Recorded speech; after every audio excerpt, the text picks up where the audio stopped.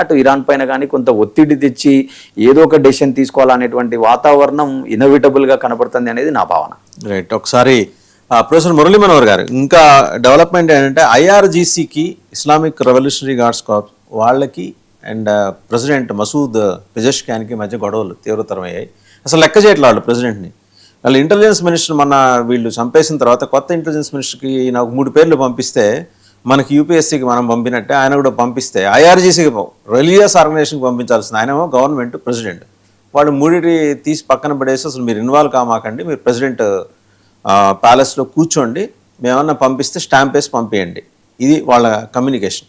దీంతో నిట్ట నిలువున ఒక చీలికి వచ్చింది, ఇది అమెరికా అడ్వాంటేజ్గా తీసుకోబోతోంది అని. అంటే కాస్త డైలాగ్కి ఎవరున్నారంటే ఆ ప్రెసిడెంట్ ఆయన, తర్వాత ఫారిన్ మినిస్టర్ అబ్బాస్ అరాక్చి ఉన్నాడు, లేకపోతే స్పీకర్, ఈ 3 మిగిలారు బతికున్నోళ్ళు. కమేని ఉన్నాడు లేదు తెలియదు. అండ్ ఐఆర్జీసీ ఏంటంటే గవర్నమెంట్ రిపోర్ట్స్ని బతికున్నాడని భావిస్తున్న చిన్న కమేనికి జారకుండా ఐఆర్జీసీ అడ్డుకుంటోంది. సో ఇన్ని డెవలప్మెంట్స్ మధ్య అమెరికా స్ట్రాటజిక్ అడ్వాంటేజ్ తీసుకోవాలని ప్రయత్నిస్తుంది. ఏమన్నా సక్సెస్ అవుతున్నాయి ఇందులో?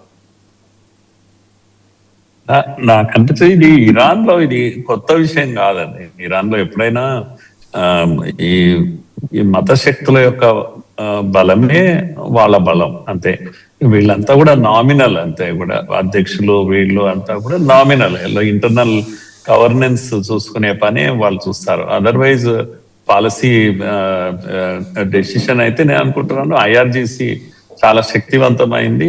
అందరినీ పక్కకు పెట్టేసి తాను చేయాల్సిన పని తాను చేస్తుంది. లేకపోతే ఇప్పుడు యుద్ధ నీతిలో ఇంత ఇదిగా బలంగా ఎంత డ్యామేజ్ చేయాలనో ఏ దేశమైనా కూడా ఖమేనీ లాంటి పవర్ఫుల్ మ్యాన్ ను చంపిన తర్వాత 40-50 మంది అధికారులు, ఆర్మీ అధికారులు అందరూ వెళ్ళిపోయాక ఆ తర్వాత కూడా ఒక్కొక్క టాప్ పొజిషన్ లో ఉండే వాళ్ళు వెళ్ళిపోతూ ఉంటే కూడా ఇరాన్ ఎందుకు నిలబడ్డది, ఎలా నిలబడ్డది?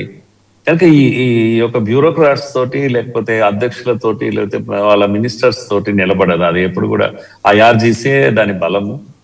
అందుకని ఎన్ని చీలికలు వచ్చినా ఏదొచ్చినా వాళ్ళందరినీ పక్కకు పెట్టేసి మొత్తం అడ్మినిస్ట్రేషన్ కూడా చేతిలోకి తీసుకొని నడిపించే. పైగా సమస్య అంతా కూడా ప్రజలతోనే సమస్య ఉండే. ప్రజలే హ్యాపీగా లేకుండ్రి, ప్రజలు చాలా అసంతృప్తిగా ఉండ్రి. లక్షలాది వేలాది మంది రోడ్లపైకి వచ్చి ప్రదర్శనలు చేశారు. అలాంటి ప్రజలంతా నిశ్శబ్దం అయిపోయారు, సింపథెటిక్ గా ఉన్నారు ఇప్పుడు ఖమేనీ చావడం అనేది. కనుక ఐఆర్జీసీ వ్యతిరేకించడానికి చాలా ధైర్యం కావాలి. అంత ధైర్యం చేసి రోడ్లపైకి వచ్చిన ప్రజలు ఇప్పుడు అలా లేరు. పైగా అమెరికా పైనే కోపంగా ఉన్నారు. నీకెందుకు రా బాబు మా సమస్యలు అన్నంత ఇదిగా ఉన్నారు. కనుక అదొక మారల్ స్ట్రెంగ్త్ కూడా వచ్చేసింది. ఐఆర్జీసీకి లేని బలమే అది. కనుక ఆ బలం కూడా ఇప్పుడు వచ్చేసింది. ప్రజలు తమతో ఉన్నారు, కనీసం అపోజ్ చేయడం లేదు. కనుక ఇది డిస్టర్బ్ చేస్తుంది అని మాత్రం నేను అనుకోను. అమెరికా దీన్ని ఏదో అడ్వాంటేజ్ తీసుకోగలగడం లేదు, అవి ఏవి కావు అసలు. కనుక అమెరికా కనీసము డాన్ కేర్ ఇచ్చిన పవర్ఫుల్ ప్రజెంటేషన్ ఏదైతే ఉందో ఆ ప్రజెంటేషన్ కు కనీసం ఇప్పుడైనా విన్నాడు. ఎవరు ఆ ట్రంప్ అనేవాడు మొదటి నుంచి కూడా అమెరికా ఫస్ట్ అనే నినాదంతో అధికారానికి వచ్చిన వాడు. మరి ఎందుకు వెళ్ళాడు ఆ ఇరాన్ కు? అమెరికాలో విషయాలను చూసుకోకుండా నాకు అవసరం లేని యుద్ధం అని ఇప్పుడు అంటావా? మరి నిజంగానే నీకేం అవసరం అక్కడ? నీకు చమురు అవసరం లేదు, ఇంకేం అవసరం లేదు. ఇప్పుడు కళ్ళు తెరిచారు.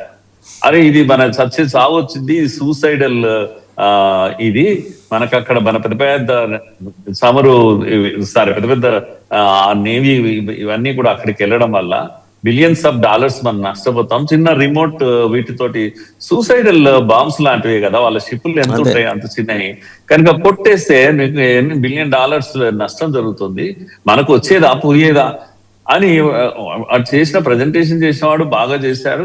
కనువిప్పు జరిగింది ఇప్పుడైనా ట్రంప్. కానీ నేను అనుకుంటే ఇంకా ఇప్పుడు ఇరాన్ లో ఏదో చేస్తాడు అని అంత పరిస్థితి బాగా తగ్గాడు ట్రంప్. ఈ దేశం కలిసి రావడం లేదు, తన మిత్రులు తనతో కలిసి రావడం లేదు. ఇంకా ప్రజలు కూడా తన రేటింగ్ కూడా అమెరికాలో విపరీతంగా పడిపోతా ఉంది. అమెరికాలోనే కష్టాలు వచ్చేసాయి. $4, $5 ఇవన్నీ కూడా చమురు పెరిగిపోవడము, ఇవన్నీ కూడా సమస్యలు ఉన్నాయి. కనుక ఇంకా ఇరాన్ ఏమో చేస్తుందని నాకు అనిపించలేదు. ఐఆర్జీసీ మాత్రం చాలా బలంగా ఉంటుంది. తమ పని తాను చేసుకుంటూనే వెళ్తారు ఇప్పటికి కూడా.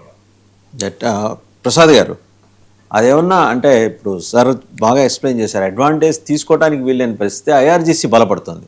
అంటే ఒక సింపతి చాలా బలంగా వచ్చి జనాల నుంచి ప్రొటెస్ట్లు లేవు. అంటే ఐఆర్జీసీ మీద ప్రొటెస్ట్లు లేవు. ఎందుకంటే దేశం అతలాకుతలం అయిపోతుంటే సరే గుడ్డిదో లేకపోతే మెల్లకన్ను ఏదో ఒకటి ఈ ఐఆర్జీసీ తోటి లాగించేద్దాంలే అనే ధోరణి. అండ్ పెజెష్కియాన్ని అక్కడి నుంచి దింపేసే అవకాశాలు ఏమైనా కనిపిస్తున్నాయా ప్రెసిడెంట్గా? అంటే మనకి చూసుకోవాల్సిన అంశం ఏంటంటే అండి, ఇరాన్ లో ఎప్పుడు ఈ ప్యారలల్ వ్యవస్థ ఒకటి నడుస్తూ ఉంటుంది. అక్కడ ఎలక్టెడ్ ట్రాక్ ఒకటి నడుస్తూ ఉంటుంది. అంటే అదొక డమ్మీ ప్రపంచాన్ని చూపించేది. యాక్చువల్ నడిపించేదంతా ఐఆర్జీసీఏ. వాళ్ళు డైరెక్ట్లీ ఆన్సరబుల్ టు అయోథల్లా. అంటే పార్లమెంట్ కి, ప్రెసిడెంట్ కి ఎక్కడ వాళ్ళు రిపోర్ట్ చేయరు. వాళ్ళకి సొంతగా వాళ్ళ ఓన్ ఆర్మీ ఉంటుంది, నేవీ ఉంటుంది, ఎయిర్ ఫోర్స్ ఉంటుంది, ఇంటెలిజెన్స్ ఉంటుంది. వాళ్ళకి ఎకనామీకే లేకపోతే ప్రాజెక్టులు ఏవైతే ఉంటుందో అన్ని కీ సెక్టర్స్ లో 80% వాళ్ళే కంట్రోల్ చేస్తారు.